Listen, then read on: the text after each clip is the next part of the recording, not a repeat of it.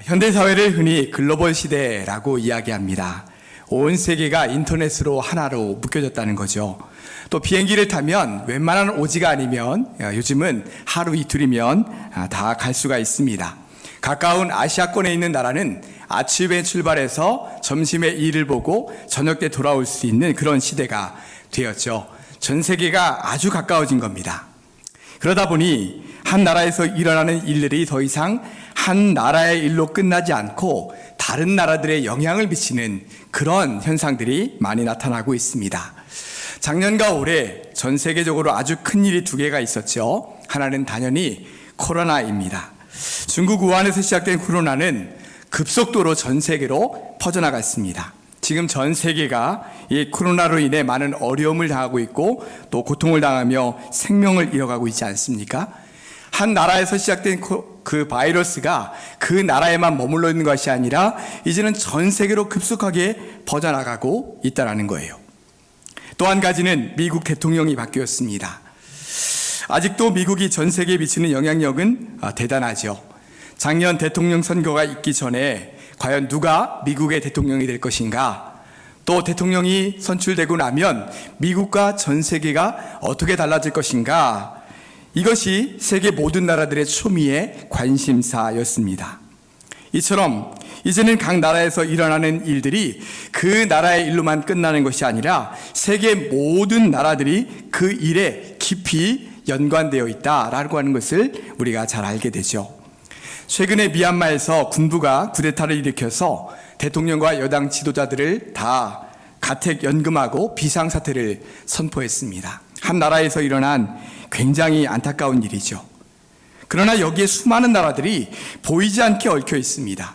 서로 자국의 이익이 되는 것이 어떤 것인가 라고 하는 것을 판단하면서 뒤에서 영향력을 행사하고 있죠.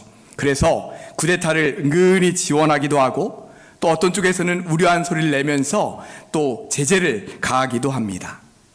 자, 이런 글로벌 세계 속에서 현재 우리나라의 상황을 한번 생각해 보면 이번에 이 코로나라는 초유의 사태가 일어난 것이 분명 고통스러운 상황인데 코로나를 대처하는 과정에서 오히려 우리나라의 국력이 세계에 알려지는 그러한 역설적인 현상이 일어나게 되었습니다.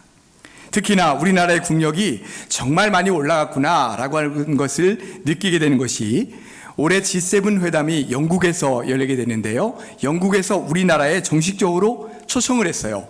G7 회담에 우리의 대한민국도 참여해 주십시오 라고 초청을 한 거죠. 이제는 세계를 이끌어가는 강대국들과 어깨를 나란히 할 수 있을 만큼 우리나라의 국력이 굉장히 높아졌다라고 말할 수 있습니다. 그런데 여러분, 불과 100년 전만 해도 우리나라는 가장 암울한 시기를 지나가고 있었습니다. 일제에 의해 강제로 나라를 빼앗기고 나라 잃은 슬픔과 고통을 뼈저리게 느끼며 35년 동안이나 지나야 했죠. 당시 일본은 메이지 유신을 겪으면서 빠르게 근대화를 이루었습니다. 그러면서 조선을 비롯한 아시아 여러 나라들을 침략하려고 하는 그런 야욕을 드러냈죠.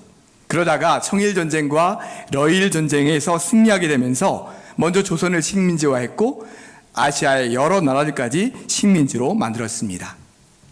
1905년에 있었던 을사늑약조약, 또 1910년에 있었던 한일 강제 합병 조약, 이러한 일본의 식민지 야욕과 또 친일파의 반역 행위들을 통해서 강제적으로 우리나라가 식민지가 된 것입니다.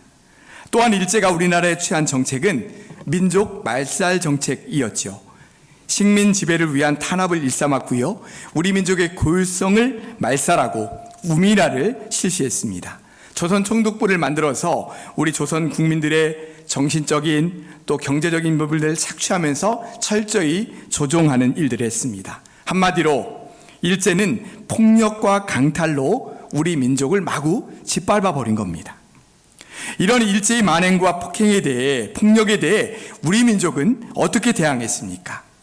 물산 장려운동과 같은 그런 자발적인 운동을 하기도 했고요. 또 독립운동가들은 무장 항쟁을 벌이기도 했습니다. 무엇보다 가장 빛나는 우리 민족의 항쟁은 바로 3.1 만세 운동입니다. 일제의 총칼에 맞서 비폭력으로 진행한 독립운동인 거죠. 여러분, 총과 칼로 막으려는 자들 앞에서 아무런 무기를 소지하지 않고 태극기를 들고 만세를 부르는 것이 어떤 결과를 가져올 수 있을까요? 총칼과 같은 폭력을 사용하는 자들에게 맞서서 과연 이런 비폭력이 승리하고 이길 수 있을까요? 상식적으로 생각할 때는 도저히 이길 수 없을 것처럼 생각이 듭니다. 그러나 역사는 총칼로 일어난 자들이 결국은 총칼로 망하게 된다는 것을 분명히 보여주고 있지 않습니까? 우리나라가 일제로부터 해방을 맞을 수 있었던 여러 가지 이유가 있죠. 세계대전에서 연합군이 승리하고 또 미국이 일본의 원자폭탄을 투여했기 때문이기도 합니다. 분명히 이런 것도 원인이 됩니다. 그러나 더 중요한 것은 내 나라를 사랑하는 마음으로 일제의 총칼에 맞서 비폭력으로 담대하게 맞섰던 우리 조상들의 애국 정신, 그것 때문에 결국은 해방을 맞을 수 있었던 것입니다. 거기에 하나님의 도우심과 역사하심이 있었기에 우리 민족에게 이렇게 해방과 독립을 맞을 수 있는 은혜가 있었던 것이죠. 오늘은 나라 사랑과 하나님 나라라고 하는 주제를 가지고 말씀을 드리려고 합니다. 내 나라, 내 민족을 사랑하는 것과 하나님 나라가 어떠한 관계가 있을까요? 여러분, 만약에 일제강점기 그 당시에 우리가 대한민국 사람이 아니라 일본 사람이었다면 이 일제강점기를 어떻게 받아들이고 이해했을까요? 연세가 많이 드신 분들의 표정을 보니까 전 생각도 하기 싫습니다. 일본 사람이라뇨, 이렇게 생각하실 수 있을지 모르겠습니다. 한번 가정해 보자는 겁니다. 자, 내가 만약 그 당시에 일본 사람이었다면 정부가 전쟁을 일으켜서 조선을 식민지로 만들고 그 나라에서 온갖 폭력과 수탈을 일삼아 그 민족을 말살하려고 하고 아시아의 여러 나라들까지 식민지로 만들어서 지배했다면 여러분들은 어떻게 하시겠습니까? 야, 우리나라 진짜 강한 나라구나. 저기 옆에 있는 나라까지 더 많이 삼켜서 우리나라가 아주 강한 나라, 강력한 나라가 되었으면 좋겠다. 이렇게 하시겠습니까? 제가 이런 질문을 하는 이유는 어떻게 하는 것이 진정한 나라 사랑인가 라고 하는 것을 생각해 보자는 것입니다. 자, 쉬운 예로 독일이 전 세계를 상대로 1, 2차 세계대전을 일으켰습니다. 그 중심에 히틀러가 있었죠. 히틀러는 독일 게르만 민족이 가장 우수한 민족이라며 국민들을 선동해서 주변 나라들을 전쟁과 무기로 짓밟으며 또 점령해 나갔습니다. 특히 수백만 명의 유태인들을 학살했죠. 이때 독일 국민들 대다수가 히틀러를 지지하며 그 전쟁에 참여했습니다. 뿐만 아니라 당시 대다수의 독일 교회들도 히틀러를 지지했고 전쟁을 오히려 정당화했습니다. 오직 당시 고백교회라고 불리는 소수의 교회들만 히틀러가 하는 이 전쟁이 미칭한 짓이다 라고 하면서 그것을 지적했죠. 여러분, 과연 무엇이 내 나라, 내 민족을 사랑하는 것일까요? 우리나라, 우리 민족이 하는 것이면 어떤 짓을 해도 나는 무조건 우리나라 편이야. 내 나라가 잘 되는 일이면 다른 나라를 짓밟고 폭력을 행사해도 되는 걸까요? 과연 우리 그리스도인들은 그 일들에 대해서 어떤 생각을 가져야 될까요? 우리나라, 우리 민족을 정말 사랑한다면 우리나라와 민족이 올바른 나라와 민족이 되고 정의와 질서가 바로 선 나라가 되도록 하는 일에 앞장서야 되지 않겠습니까? 그래서 우리나라와 민족이 잘못된 방향으로 갈 때는 이것이 잘못된 길이라고, 이것은 잘못된 일이라고 외칠 수 있어야 되는 거죠. 히틀러를 향해 이건 잘못된 전쟁이라고 외쳤던 그런 고백교회 그 성도들처럼 말이죠. 그러면 나라 사랑과 하나님 나라는 어떠한 연관이 있을까요? 여러분, 우리 그리스도인들은 두 나라에서 살고 있다는 사실을 아십니까? 하나는 대한민국이고요. 또 하나는 뭘까요? 하나님 나라입니다. 사도 바울 이후에 가장 훌륭한 신학자 중에 한 사람은 어거스틴입니다. 그는 성경의 그 진리들을 최초로 신학적으로 잘 정리하고 집대성한 그런 신학자예요. 그래서 이 어거스틴이 쓴 신학책들이 굉장히 많이 있는데요. 그 중에 하나님의 도성이라고 하는 책이 있습니다. 이 책에서 어거스틴은 우리 눈에 보이지 않지만 세상에는 두 도성이 있다라고 말합니다. 하나는 이 땅의 도성이고요, 또 하나는 하나님의 도성입니다. 이 땅의 도성은 인간이 주체가 되고 주인이 되는 그러한 도성입니다. 이 도성은 하나님이 필요가 없고 하나님 없이 오히려 더 잘 사는 그런 세상입니다. 그런데 이 땅의 도성은 겉으로는 인간이 주인이 되어 살아가는 것 같지만 실제로는 사탄이 그 뒤에서 이 도성을 움직이며 조종한다라고 말합니다. 사탄이 사람들로 하여금 하나님의 생명을 거부하고 선악의 지식으로 살도록 유혹하고 조종한다는 것이죠. 또 하나의 도성은 하나님의 도성인데 하나님이 주인이 되신 도성입니다. 이곳 사람들은 오직 하나님의 생명을 구하며 하나님의 은혜를 구하며 살아갑니다. 하나님을 온전히 신뢰하고 의지하며 살아가는 사람들이죠. 예수 그리스도를 구주로 믿은 사람들은 눈에 보이지 않지만 하나님의 도성 안에 살아가는 사람들입니다. 하나님 없이는 살아갈 수 없고요, 그러한 영생의 사람, 축복의 사람들이죠. 떡으로 사는 것이 아니라 하나님의 말씀으로 살아가는 사람들이 바로 이 하나님의 도성 안에 사는 사람들입니다. 그런데 문제는 이 하나님의 도성 안에 사는 그리스도인들도 때로는 선악의 지식을 선택하고 그것을 추구하며 살아간다는 거예요. 그래서 선악의 지식이 알게 하는 대로 자기 마음대로 판단하게 하고 하나님보다 자기를 더 신뢰하며 자기를 더 완전히 믿으며 똑똑한 삶을 살아가게 한다는 것이죠. 이것이 바로 어거스틴이 말하는 하나님의 도성 안에 있는 내용들입니다. 사실 여기서 말하는 하나님의 도성이란 하나님의 나라를 말합니다.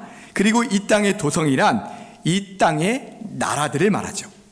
이 땅의 나라들이라고 해서 꼭 우리나라 대한민국만을 이야기하는 것은 아니고요, 하나님 나라가 아닌 다른 이 세상의 모든 나라들, 이것을 말합니다. 자, 어거스틴이 말한 내용 중에서 우리가 꼭 기억해야 될 것이 있는데요, 그것은 우리가 꼭 죽어야 하나님 나라에서 사는 것이 아니라 지금 현재 우리가 살아가는 이 땅에서도 하나님 나라가 임한다는 것입니다. 아니, 죽어서 가는 것이 하나님 나라 천국 아닌가요? 이렇게 물으실 수 있어요. 그러나 하나님 나라는 꼭 죽어서 가는 것만이 아니에요. 이 세상을 살아가는 동안에도 우리 그리스도인들 안에 하나님 나라가 임하고 우리 그리스도인들은 그래서 하나님 나라 속에서 사는 것이죠.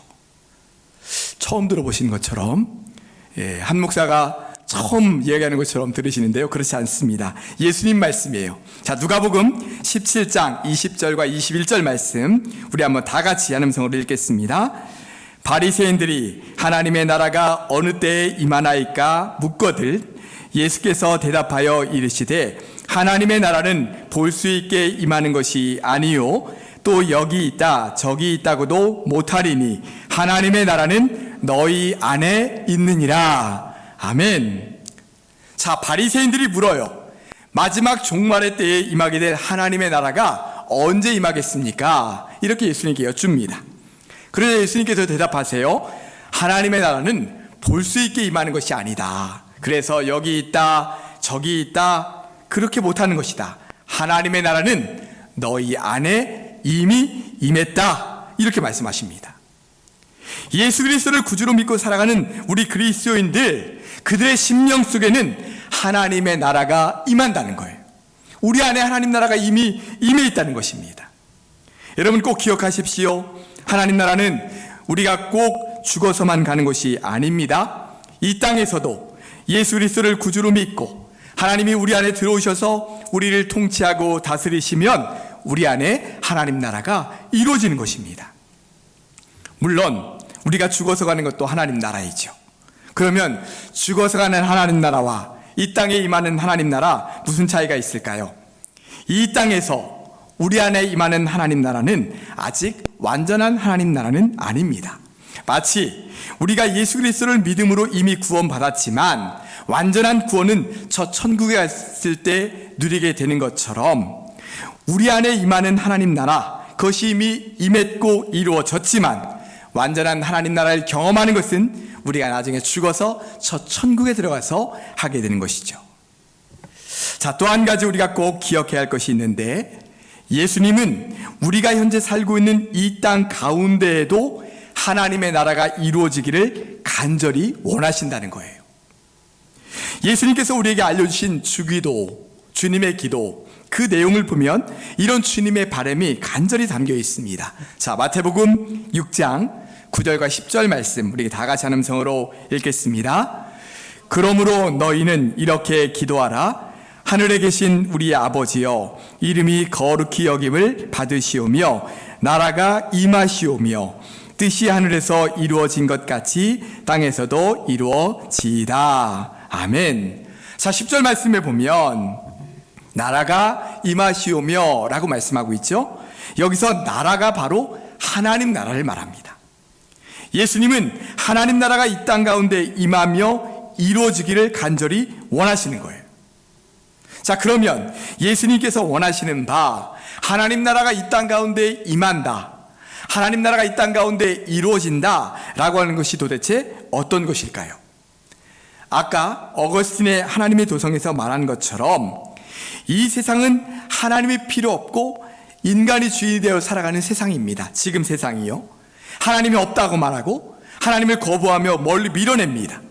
하나님의 생명과 지식과 질서로 살아가는 세상이 아니라 세상의 지식과 질서로 살아가는 세상이 되었어요. 그러다 보니 이 세상은 힘 있는 사람이 힘 없는 사람 위에 서서 지배하고, 돈 있는 사람은 많은 것을 누리고 돈 없는 사람은 위축되어 살아가요.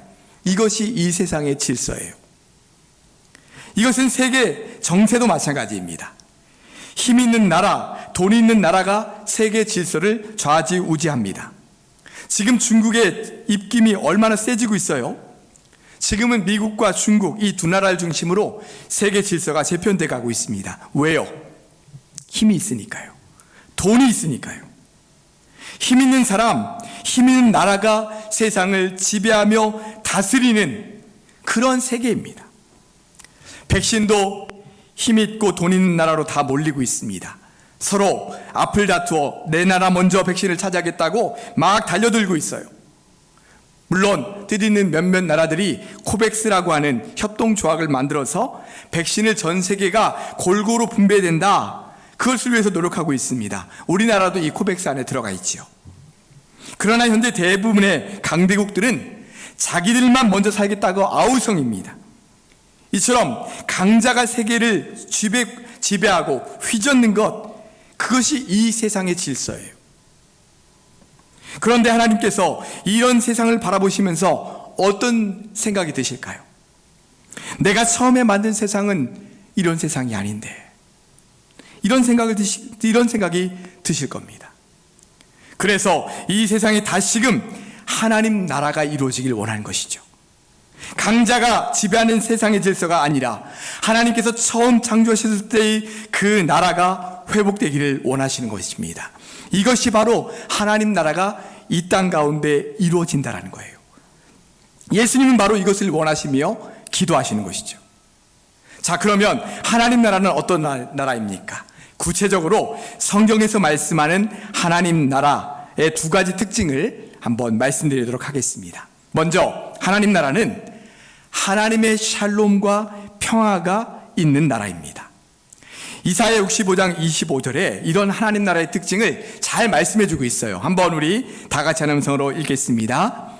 이리와 어린 양이 함께 먹을 것이며 사자가 소처럼 짚을 먹을 것이며 뱀이 흙을 양식으로 삼을 것이니 나의 성산에서는 상함도 없으리라. 여호와께서 말씀하시니라. 아멘.